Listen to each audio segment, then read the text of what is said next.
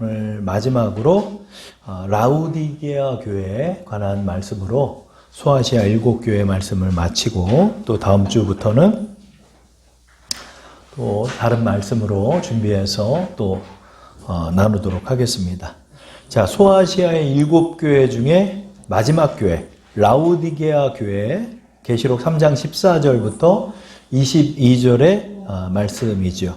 그래서 라우디게아 이 지역에 관해서 우리가 말씀을 나누겠습니다. 라우디게아는 에베소에서 동쪽으로 약 180km에 위치한 7개의 언덕 위에 있는 그런 도시였습니다. 이 도시는 주전 3세기 시리아 왕 아티오코스 2세가 건설한 도시였고 사업의 중심지요 모직물 제조와 은행 업무가 성행했고 매우 부유한 도시였습니다.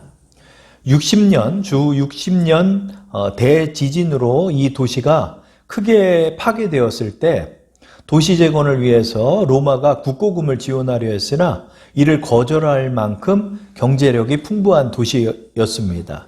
이 도시는 약의 신 아스크레비우스를 숭배하는 중심지였고 약학교가 있어 의학 기술이 발달했으며 지방 재판소가 있었고 유대인들이 많이 거주하는 지역이었습니다. 자, 이 라우디게아 지역의 라우디게아 교회를 보겠습니다. 이 라우디게아 교회, 소아시아 교회의 최악의 교회가 라우디게아 교회였습니다. 소아시아의 이 신앙인들 중에 최악의 교회가 이 라우디게아 성도들이었습니다. 라우디게아는 칭찬은 없고 책망만 있는 교회였습니다. 여러분 7교회 중에 책망이 없고 칭찬만 받았던 교회도 있죠. 서머나 교회와 빌라델피아 교회와 대조를 이룰 정도로 이 교회는 책망만 받는 교회였습니다. 이 교회는 소아시아 7교회 중 가장 잘못된 교회라 할 수 있습니다. 주님은 믿음이 타락한 이 교회를 향해 심판하셔야 하는 슬픔으로 이 편지를 보내셨습니다. 설립 시기는 알 수 없지만 사도 바울이 활동하던 시기에 이미 라우디게아 교회는 설립되어 있었습니다. 골로새서 2장 1절을 우리 한번 읽어볼까요? 내가 너희와 라우디게아에 있는 자들과 무릇 내 육신의 얼굴을 보지 못하는 자들을 위하여 힘쓰는지를 너희가 알기를 원하노라. 아멘. 그러니까 골로새 교회에 편지를 보낼 때 라우디게아의 언급이 이렇게 나오잖아요. 그러니까 이 사도 바울이 활동할 당시에도 이미 이 교회는 설립이 되어 있던 교회였고 그 당시에는 사도 바울과 대면에서 보지는 못했지만 영적으로 굉장히 신경을 쓰고 있다는 걸 이 사도 바울의 글을 통하여 우리는 알 수가 있죠. 그러니까 그 당시에는 이 신앙이 좀 있고 좋았던 교회였다는 거죠. 설립적 역사도 긴 교회라고 할 수가 있죠. 그리고 이 교회는 부자교회예요. 부자교회. 성도들이 부자였어요. 그래서 교회가 핍박도 좀 적고 부유하고 돈도 많고 풍요로운 교회예요. 그렇게 얘기하면 아마 여러분들도 이게 보일 거예요. 어쩜 이렇게 현대와 똑같은지 모르겠어요. 그렇죠? 그래서 이 교회는 부유한 교회였어요. 그러나 하나님께서는 이 라우디게아 사람들, 이 교회를 어떻게 평가하는지를 우리가 이제 보게 되죠. 라우디게아는 바울과 대면하지는 못했으나 영적인 상호 교통이 이루어지고 있었음을 알 수 있습니다. 라우디게아는 경제적으로 부유한 신자들로 이루어진 교회였으므로 신자들 개인뿐만 아니라 교회 자체가 재정 능력이 풍부했습니다. 4세기에는 그리스도 교회의 종교회의를 유치할 만큼 능력이 있는 교회였습니다. 그러나 이후 라우디게아 성이 멸망하고 지금은 유적만 남아있는 지역이 되고 말았습니다. 자, 이 라우디게아에 편지를 보내시는 분이 그리스도시죠. 그리스도를 어떻게 표현하는지 우리 계시록 3장 14절 말씀 한번 읽어볼게요. 시작. 아멘이시오. 충성되고 참된 증인이시오. 하나님의 창조의 근본이신 이가 이르시되, 이분이 바로 그리스도죠. 그리스도께서 교회를 향해 지금 편지를 보내는데 이분이 어떤 분이다? 아멘이신 분이다. 이러죠. 그래서 이 아멘이란 뜻이 이제 헬라어로는 단단하다, 진실로 뭐 이런 뜻을 원래 갖고 있어요. 히브리어에서는 그 이사야서 65장 16절에 아멘의 하나님이라는 표현이 있는데 이것을 진리의 하나님이라고 표현하고 있어요. 그러니까 여기서는 진리라는 뜻을 갖고 있죠. 그러니까 아멘이시오, 진리이시오 이렇게 표현했죠. 그렇죠? 내가 곧 길이요 진리요 생명이다. 그리스도께서 자신을 표현할 때 진리라고 하셨죠. 그러니까 진리이신 주님, 그리고 충성되고 참된 증인이시며 하나님의 창조의 근본이시다 이렇게 표현하고 있죠. 그리스도는 진리이시며 하나님의 아들로서 하나님의 증인이며 충성된 분이시다. 또한 그리스도의 피로 구원받은 우리의 속죄를 증언하는 증인이 되신다 이렇게 표현하고 있는 거죠. 그리고 그리스도는 어떤 분이다? 하나님의 창조의 근본이다. 이것을 이제 해석한 걸 보면 하나님의 창조의 시작이신 분이다. 그렇죠? 성자 하나님께서는 하나님과 동일 본질의 하나님이세요. 그렇죠? 그렇기 때문에 창조의 사역에서도 우리 성자 하나님은 함께 하셨죠. 삼위일체 하나님께서 공동으로 사역하셔서 이 세상을 창조하신 거죠. 그러니까 동일 본질의 하나님이다. 이것은 바로 그리스도의 신성을 강조하고 있는 거죠. 그러니까 하나님 되신 그리스도께서 라오디게아 교회에 편지한다 이런 뜻을 갖고 있는 거죠. 그렇죠? 자, 이제 다음 페이지로 넘겨서 곧바로 이제 라오디게아를 향하여 책망이 시작됩니다. 이 책망은 어떤 내용일까요? 우리 한번 읽어보겠습니다. 3장 15절 16절 말씀 다 함께 시작.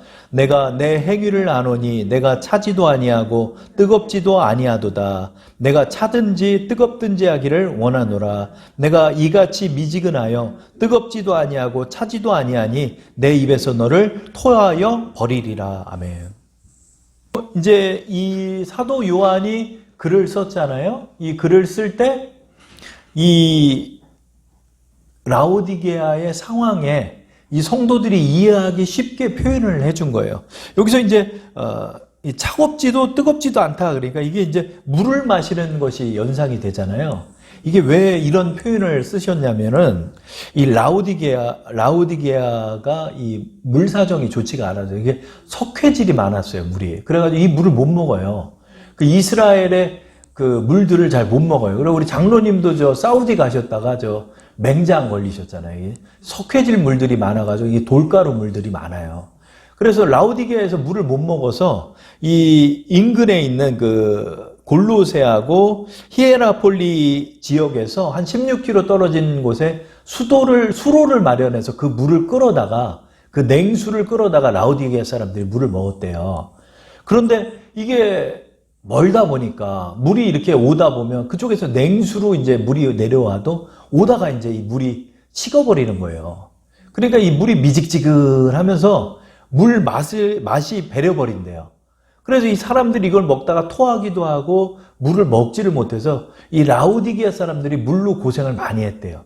그러니까 이런 표현을 딱 쓰니까 이 사람들은 완전히 이해가 가는 거예요. 왜냐하면 물 먹다 토하고 물 먹다 배앓이 하는 아이들도 많고 이 라오디게아 지역이 이러는 거예요. 이걸로 신앙을 표현하는 거예요. 이해하기 쉽게. 하나님께서 지금 너희의 신앙을 이렇게 지금 보고 있다고 하니까 그 사람들은 완전히 마음에 와닿는 거죠. 라오디게아는 물 사정이 좋지 않아서 인근에 골로새의 수로를 통해 냉수를 공급받았으나 이후에 미지근한 물이 되었고 토하는 경우가 자주 발생했다. 그리고 이제 뜨겁지도 않다고 그랬잖아요. 그러니까 이 뜨거운 것도 이제 그 온천수가 또 주위에 있었어요. 그러니까 뜨거운 물을 이렇게 또 끌어다 썼는데 이 뜨거운 물이 또 몇 킬로를 또 오다 보면 식잖아요. 그러니까 물이 또 식어버려서 또 못 먹는 거야. 그래서 또 뱉어버리는 거예요. 이런 문제가 있었다는 거예요. 라오디게아 교회의 처음 신앙이 어떠한지는 알 수 없으나 현재 그들은 매우 미온적인 신앙 상태이다. 차지도 뜨겁지도 아니하며 미지근한 상태이다. 이들의 신앙의 원인은 경제적 번영과 안일에서 비롯되었다 할 수 있다. 안일한 생활에서 영적인 것에 대해 무관심을 일으키고 신령한 것이 인간의 무관심 속에 묻히고 말았다. 신자들은 영적인 것보다 물질적인 것에, 눈에 보이지 않는 것보다 눈에 보이는 것에, 성령의 열매보다 육체적 만족을 추구하는 자들이 되었다. 이들은 점점 더 자만심이 커지고 나태와 무관심으로 영적으로 둔하게 되고 무감각하게 되고 말았다. 이게 라오디게아 신앙인이에요. 그래서 여러분, 이 신앙이 식어버린 자들이 생겨요. 그러나 여러분, 이 신앙이 식어버리고 나중에 이제 배도하는 사람이 되었던, 또 신앙이 식어버린 상태로 아무런 믿음도 없는 사람이 되어서 신앙을 할 때 주님이 그 성도를 어떻게 보는 거예요? 뭐요? 토하여 버리겠다. 이 분명한 태도를 취하라는 거예요, 성도가. 우리가 주님이 여러분을 지금 어떻게 보는지를 여러분이 생각하셔야 돼요. 이 아시아의 7교회는 그냥 소아시아 7교회가 아니라 우리 신앙인들의 모든 온상을 보여주고 있는 거예요. 이 사람들은 물질적으로 어렵지는 않았어요. 돈도 좀 있었고 부유했고 서머나 교회와 빌라델피아 교회처럼 핍박도 그렇게 심하지도 않았어요. 그런데 자신이 갖고 있는 부로 말미암아서 하나님께 관심이 없어지는 거예요. 식어버리는 거예요. 기도도 별로 하고 싶지 않고 말씀 보는 것도 별로 하고 싶지 않고 성령의 충만함도 별로 사모하지 않아요. 왜냐하면 내가 살만하니까. 이 영적으로 둔감해지기 시작하는 거예요. 여러분, 영적으로 둔감해지기 시작하는 이 사람들은 이제 기도하기가 싫어져요. 이렇게 식어버린 자들이 돼가고 있다는 거죠. 그래서 주님이 강력하게 이들을 책망하는 장면이 나와요. 자, 우리 17절 말씀을 우리 한번 읽어볼게요. 시작.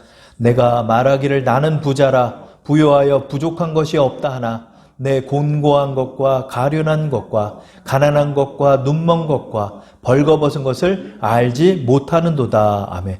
자, 이게 참 무서운 표현이죠. 살만해서 나는 부자라 이거예요. 나는 부자라 이거예요. 나는 교회에서도 부자고 대우받는 사람이에요. 근데 주님이 볼 때 어떡해요? 너는 부자가 아니라 너는 공고하고 가련하고 가난하고 눈먹고 그리고 벌거벗었다라고 해요. 주님이 보시기에. 그렇죠? 이 신앙적 착각에 빠져 있는 거예요. 물질적 축복을 받으면 내가 그냥 하나님의 복을 받은 것처럼 그냥 여기고 물질적인 것만 그렇게 관심이 많고 하나님 복 받아가지고 돈 많이 벌었다고 그러고 그냥 이런 사실은 이제 관심이 그냥 물질밖에 없는 거예요. 물질과 정욕적인 것과 인생을 즐기는 것과 이런 쪽에만 그냥 신앙이 빠져 있는 거예요. 하나님께서 뭐라고요? 너는 지금 가난하고 벌거벗었다는 거예요. 너가 그걸 알아야 된다. 이런 표현을 또 이제 사도 요한이 쓴 이유는 이들에게는 또 그 치료의 신에 대한 우상들이 있었어요. 그래서 치료의 신인 맹카루의 신전이 있었는데 이것을 연상하는 거죠. 치료를 누가 하냐는 얘기예요. 맹카루가 아니야. 주님이 하냐는 거예요. 그렇죠? 그래서 주님의 은혜로 너희 눈먼 것이 눈이 떠야 되고 그리고 이제 벌거벗었다 이렇게 표현을 했어요. 여기는 이제 모직업이 또 발전을 해서 양털로 만든 의류가 유명했던 지역이 라오디게아예요. 이게 잘 사는 동네예요. 여기 부자예요. 이게 서울로 치면 강남 같은데 부자예요. 교회도 크고 유력한 인사도 많고. 주님은 어떻게 보냐 이거예요. 가짜라면 가짜. 그러니까 너 벌거벗었다는 거예요, 여러분.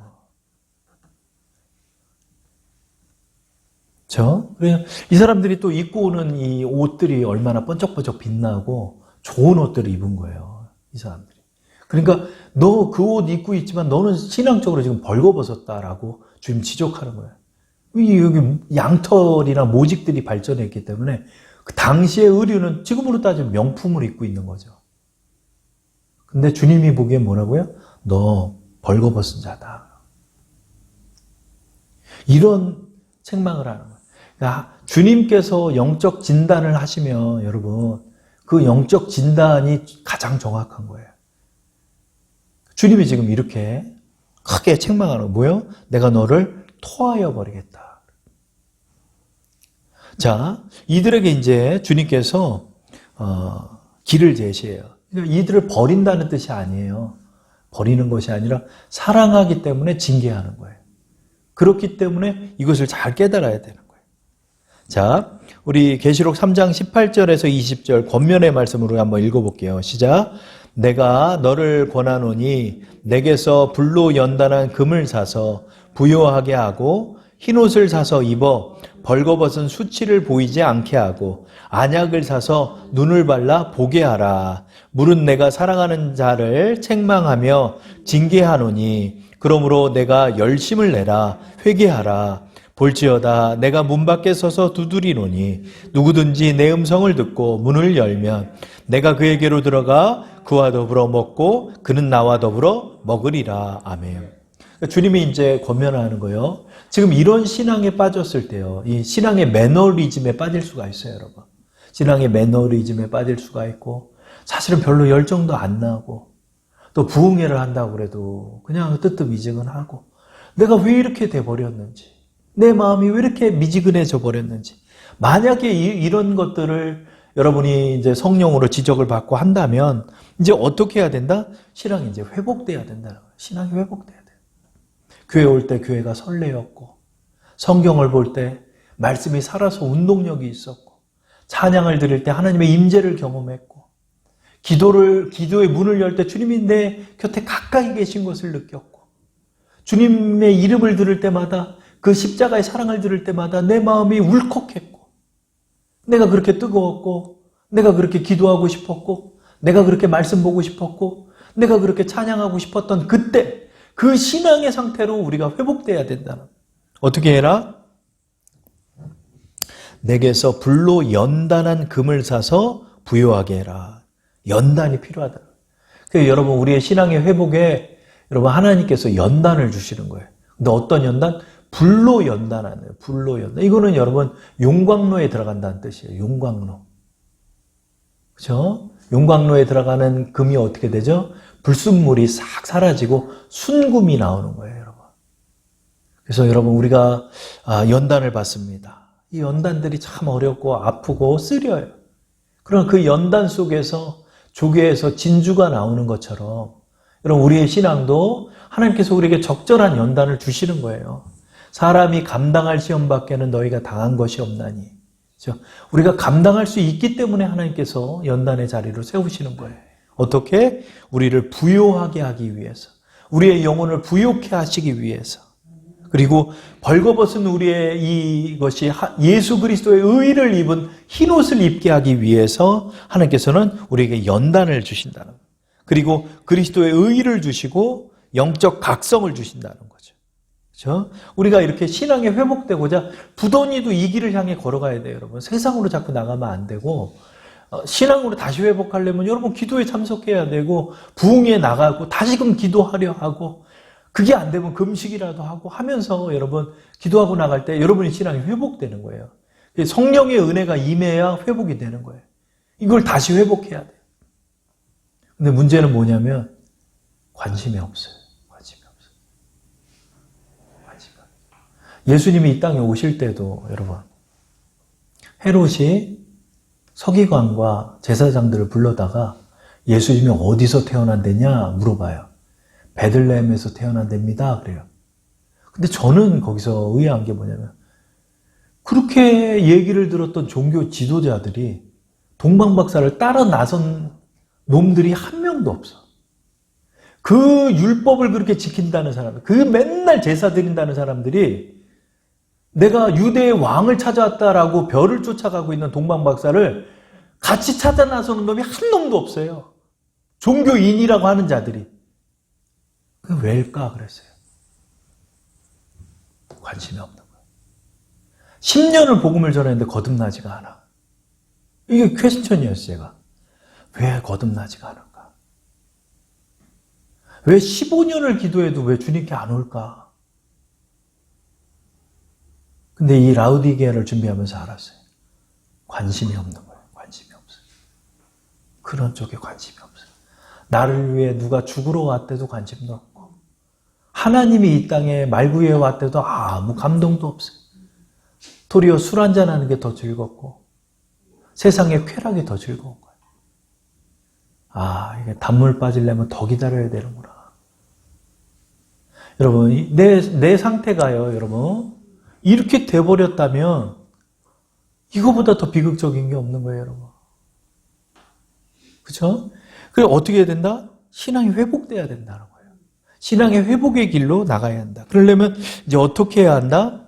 주님의 입장에서는 우리에게 연단을 주시고 우리의 입장에서는 어떻게 해라? 19절에 나왔죠. 그러므로 내가 열심을 내라. 그러면 열심을 내라. 하나님을 향한 열심을 내라. 돈 버는 노력만큼 하나님을 향해 관심을 그래도 기울여야 된다. 내가 하기 싫어도 여러분 내가 새벽 예배도 나오고 내가 하기 싫어도 내가 정한 기도를 하면서 그렇게 해야 신앙이 회복되는 거예요. 열심을 내고. 그다음에 어떻게 해라? 회개해라. 이런 삶의 방향에서 돌이키라는 거예요, 여러분. 돌이키라. 돌아보면 돈 버는 것 때문에 주일을 성수를 못하는 거예요. 평생을. 돈 버는 것 때문에. 일요일 날 일해야 되니까. 평생을 그 길을 돌이키지를 못해요. 너무나 안타까워.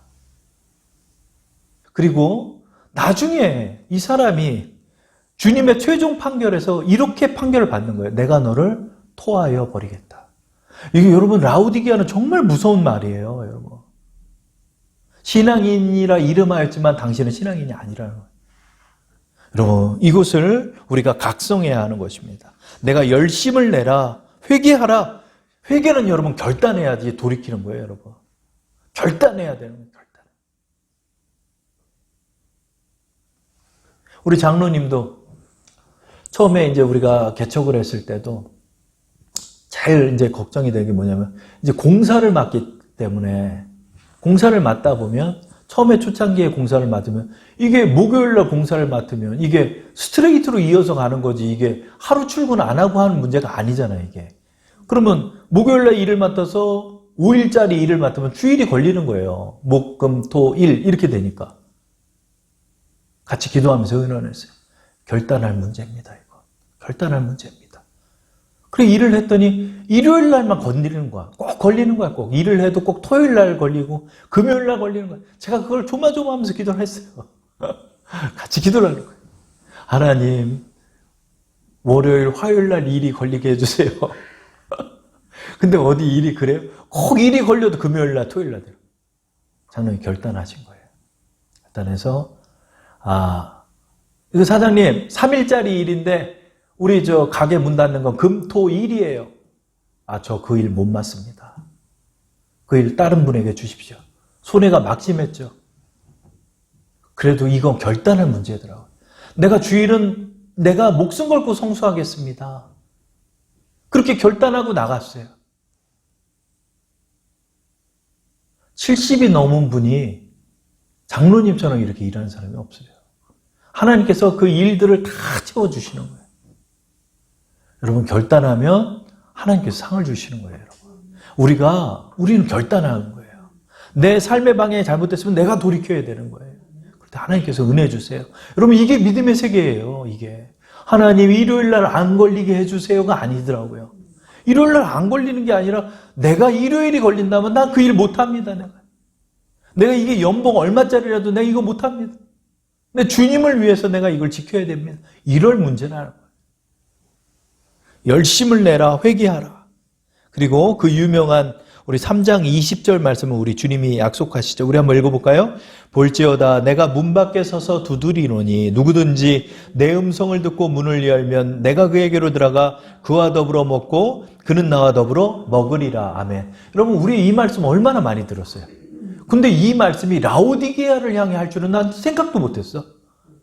칭찬받았던 서머나 교회나 빌라델피아 교회한테 내가 너와 더불어 먹겠다 이런 표현할 줄 알았지 가장 최악의 교회한테 왜 이 말씀을 했을까? 여기에 신앙회복의 비밀이 있어요. 뭐냐면 주님과 교제하라는 거예요. 주님과 교제하는. 주님과 교제하는 신앙을 가지라. 내 옆에 서서 임마누엘 하시는 주님은 언제나 나와 함께 하시는데 내가 관심 없으니까 언제나 무시하고 살았던 거예요. 너가 문을 좀 열어라. 내가 들어가겠다는 거예요. 주님이.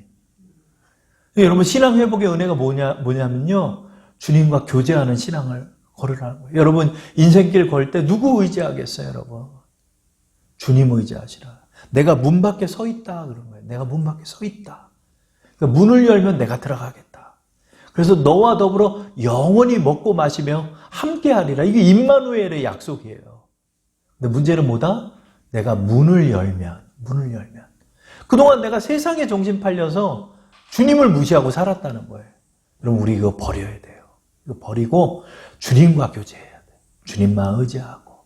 내가 세상 정, 세상 돈, 세상의 친구, 내 의지하던 거 싹 버리고 우리 주님과 교제하고 나가기를 원하는 거예요. 주님이. 그럴 때 너희 신앙이 회복될 것이다. 주님께서는 또 약속도 해요. 라오디게아를 버리는 게 아니에요. 라오디게아로 하여금 은혜를 주시는 거예요.